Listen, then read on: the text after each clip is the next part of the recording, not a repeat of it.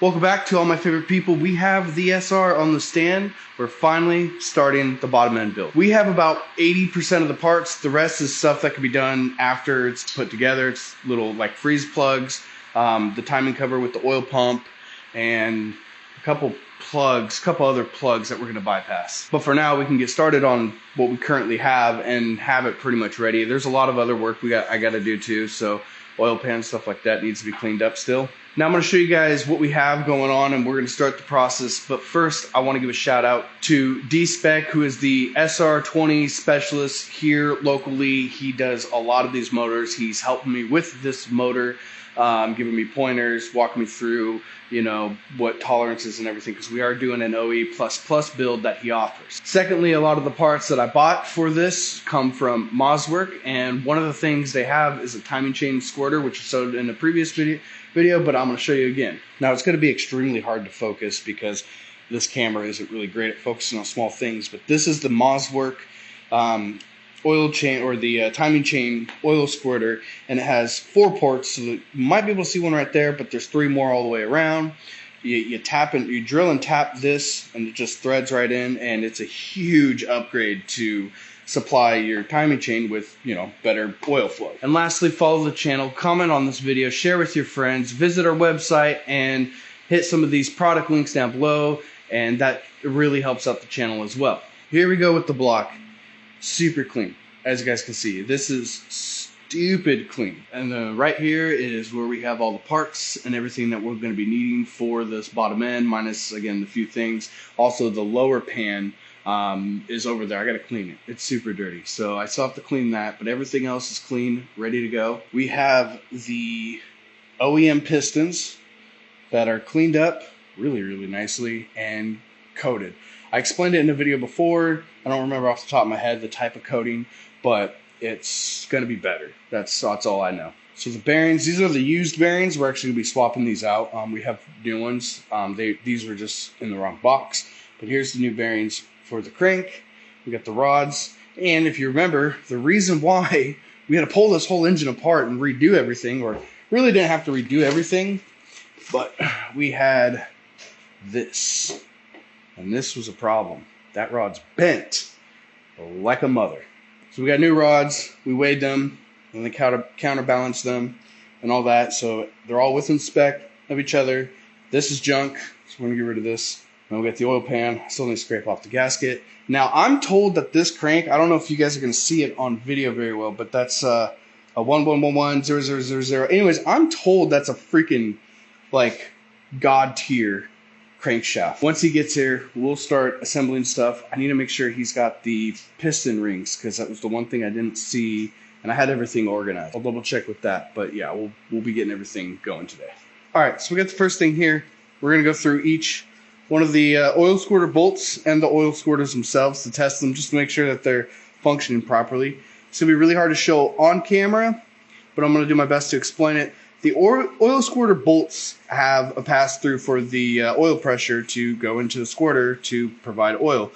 Now, when that oil pressure goes in, there's a little check valve, so to speak, and what we're going to do is we're going to push up on them and just keep pushing up on them, just to make sure that the valves don't get stuck, because if the valves get stuck, you're going to lose oil pressure and you're going to have a shit ton of issues, right? So, hard to see, but I'm pushing it and it's completely retracting every time.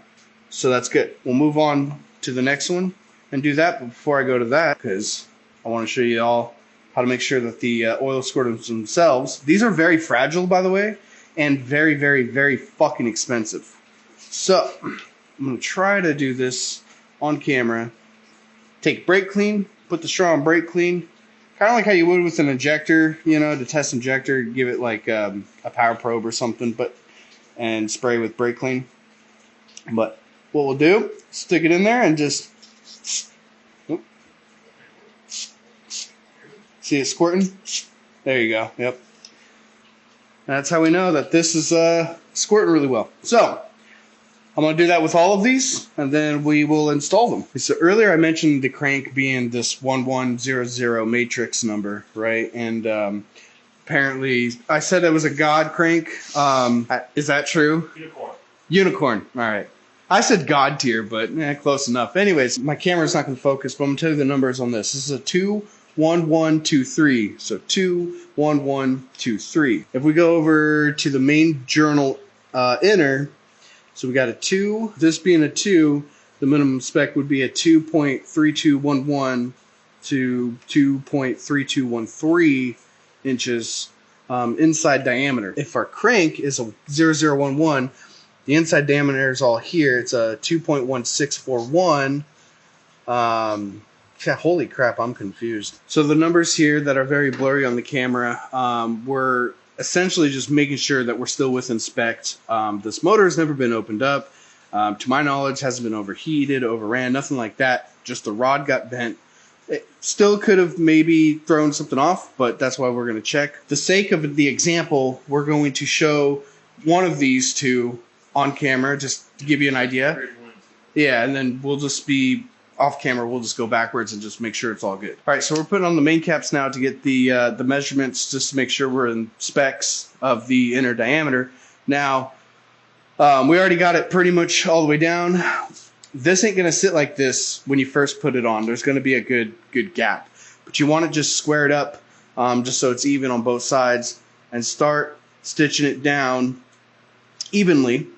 Right? Since we're just doing these first two, that's all we're showing. And if you're having issues with it getting in, just wiggle it. Wiggle, grab, 5-10 threads, and then just start going. So we'll start. We'll go 1, 2, 3, and then 1, 2, 3, and then 1, 2. This one's actually a little higher, so I'm gonna go a little further.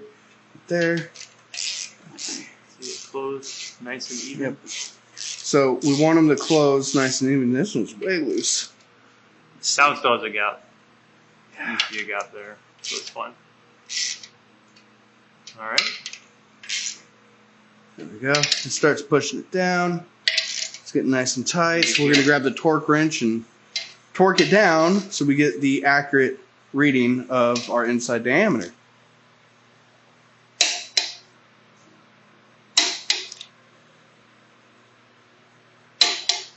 The adapter for the tool that is here measures the inside with the bearings and without. He forgot the bigger one. So we have the one to measure the bearings, which will still give us, what we need to know as far as like the information we're going for. Because if that's correct, it's going to be correct, backwards. So, and then the final step after this to confirm, we can't see numbers, but we can see that it's zeroed out. And when he pushes on it, it does stuff. It goes back to 0. It goes back to 0. This is what we want. So, take a micrometer with the same range, 0.0001, 001, open it, get it right to where it's going to touch, and it's going to change it. When it starts to change it, that's where your original thing is, your calibration. There it goes. See it's touching it? Mm-hmm. So right there. Just ever so slightly. Okay. So now, Mr. Technical. it should go in really easy, which it does. Perfect.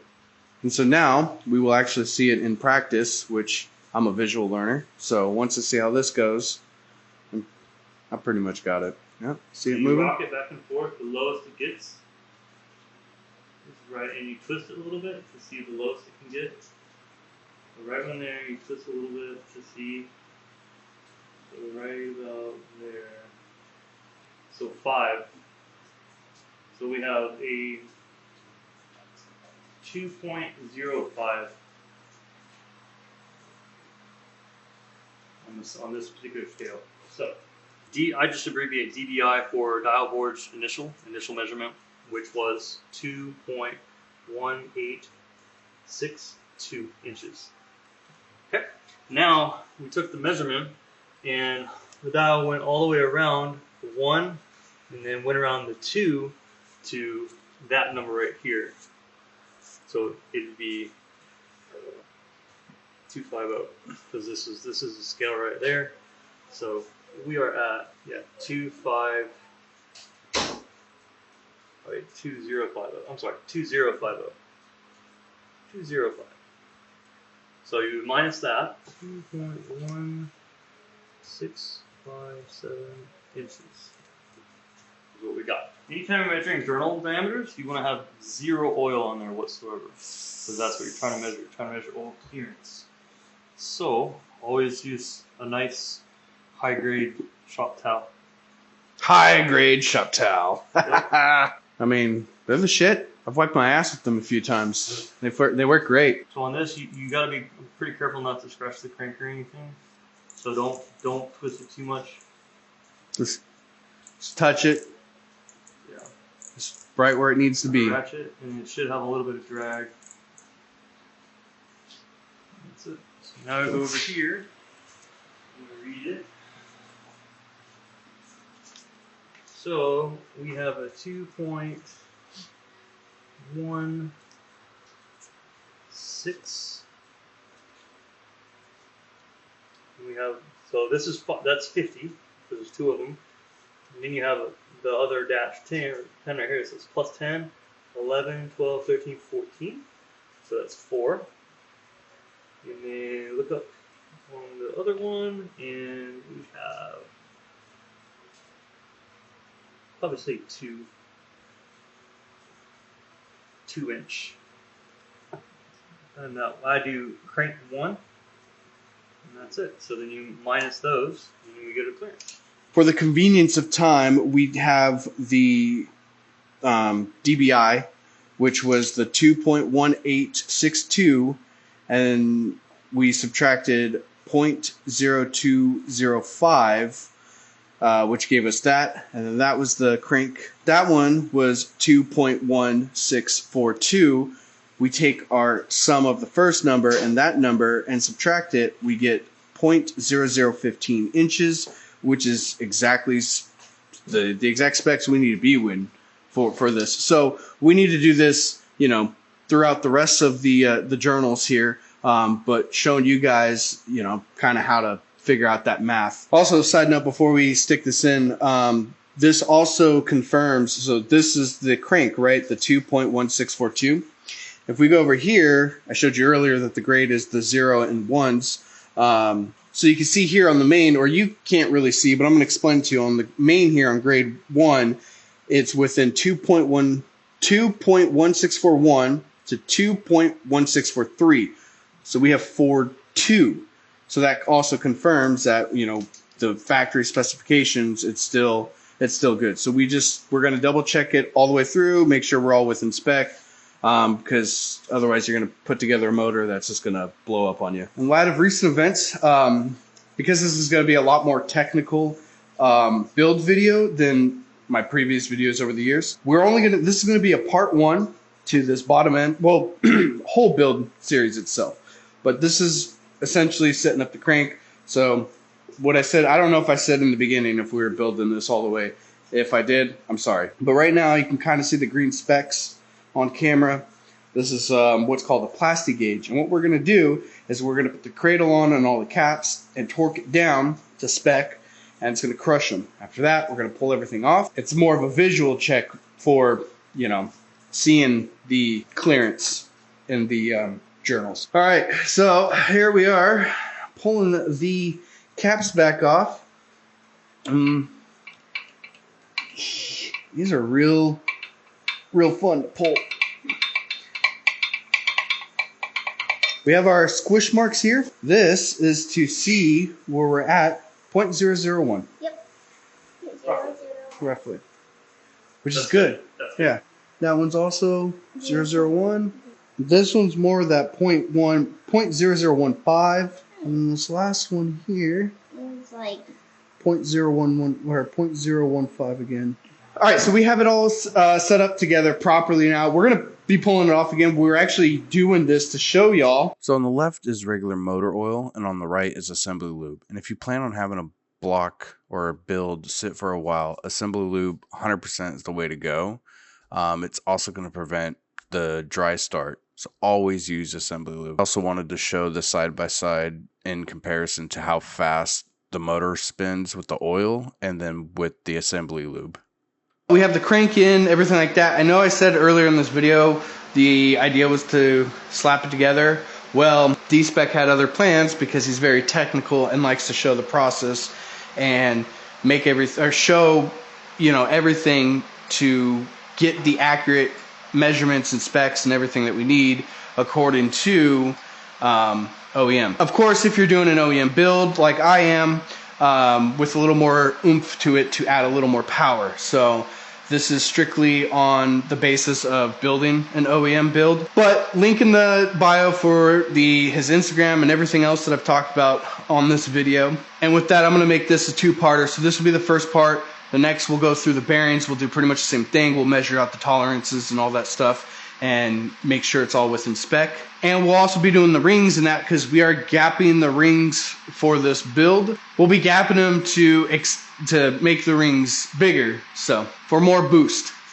Because when you're introducing more boost to your motor, piston rings expand, and when they expand, they cross over and boom, it fucks a lot of shit up. Or the piston cracks. Too much boost pressure.